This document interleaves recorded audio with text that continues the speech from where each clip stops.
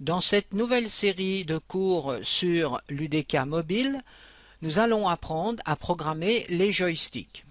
Je crée une nouvelle map à partir de cette map, simplement en supprimant, donc vous voyez ici, les static mesh.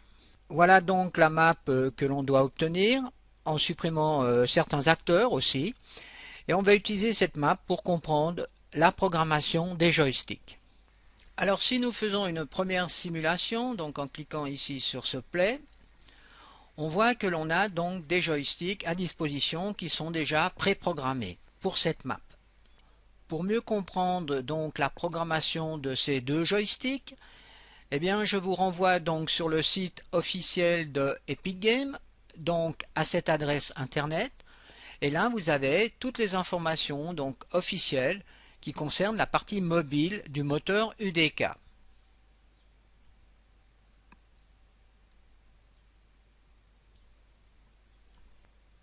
Je vais donc sur la partie mobile Input System et ici je vais m'intéresser donc à la programmation des zones qui sont utilisées sur votre iPhone pour définir les joysticks. Le principe est le suivant.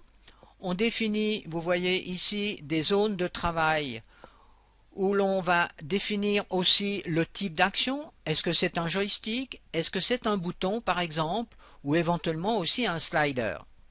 La programmation par défaut des joysticks se trouve donc à cet endroit. Donc dans UDK, la version que vous avez téléchargée, dans Mobile Game, Configuration.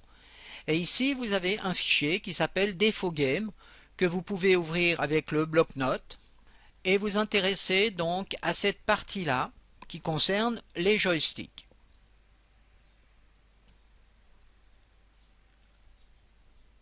Ça, c'est le joystick de gauche et là-dessus, vous avez le joystick de droite. Donc déjà, on peut constater ici que vous voyez, vous avez affaire à une zone du type joystick. Et là, vous avez le nom des zones, qui sera donc important d'utiliser par la suite quand on va créer nos propres zones. Alors, nous allons commencer à programmer, mais cette fois-ci, nous n'allons pas programmer des lignes de code, mais nous allons utiliser un éditeur qui s'appelle Kismet. Vous cliquez à cet endroit et vous avez un éditeur donc, qui apparaît, qui va vous permettre de créer de la programmation à partir de modules. Alors, le premier module que je vais positionné donc dans cet éditeur va être un module qui m'informe que je commence le jeu. Je clique avec le bouton droit pour faire apparaître, vous voyez, tout plein de modules qui sont disponibles dans cet éditeur. Alors, je vais sous New Event et je vais sur Level Loaded. Donc ce module m'informe ici que je commence un niveau. Cet éditeur est assez simple à utiliser. Donc vous pouvez donc sélectionner, vous voyez le module, à ce moment-là vous avez ici les propriétés du module qui apparaissent. Pour désélectionner, vous cliquez à l'extérieur. Ensuite vous voyez, vous pouvez aussi cliquer dessus, appuyer sur la touche CTRL et déplacer votre module facilement. Avec la molette de la souris, vous voyez, vous pouvez faire un zoom. Ensuite vous pouvez aussi faire un pan avec le bouton gauche de la souris. Nous rajoutons un second module. Alors, New Action, Mobile, Clear Input Zone. Ce module va nous permettre justement d'effacer les joysticks qui sont programmés par défaut.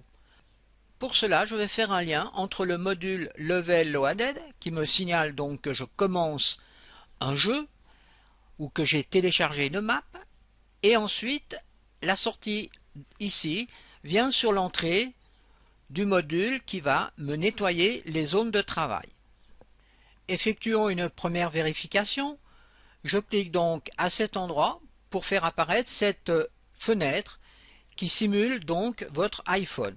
Eh bien vous voyez ici que les joysticks ont disparu. Il nous faut maintenant les recréer, mais cette fois-ci par rapport à nos désirs. Je reviens donc dans le Kismet et je rajoute un module, New Action, partie mobile toujours, et cette fois-ci je fais addition d'une zone de travail. Je relie la sortie de ce module à l'entrée du module suivant.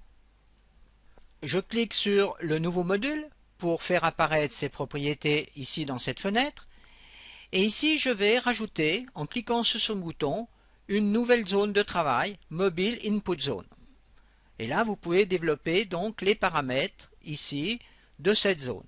Alors, si on va sous zone, ici, vous avez le type de zone que l'on va utiliser. Nous, ce qui nous intéresse, c'est une zone du type joystick. Donc, je choisis ici dans cette liste le type joystick. Je donne ensuite un nom à cette zone, car pour chaque zone, il faudra bien définir un nom pour faire une différence entre toutes ces zones. Je donne ici par exemple le nom de Move Zone, pour avoir ici une notion de déplacement. Une fois que l'on a défini donc la zone de travail, il va falloir rajouter un module qui définit le type d'entrée. Alors, New Event, Entrée, Mobile Look. Il faut donc maintenant que j'indique le nom de la zone que j'utilise. Donc c'est Add Input Zone. Donc je fais un copier de ce nom pour le coller à cet endroit dans ce module. Nous devons maintenant définir les propriétés donc de l'Input Zone qui s'appelle donc Move Zone. Alors ici nous avons déjà vu que l'on a défini que c'était un type joystick. Mais maintenant, il faut s'intéresser à la partie Bound, ici, qui définit en somme le format de la zone, les propriétés de la zone, c'est-à-dire leur dimension et leur positionnement dans l'espace de l'écran de l'iPhone.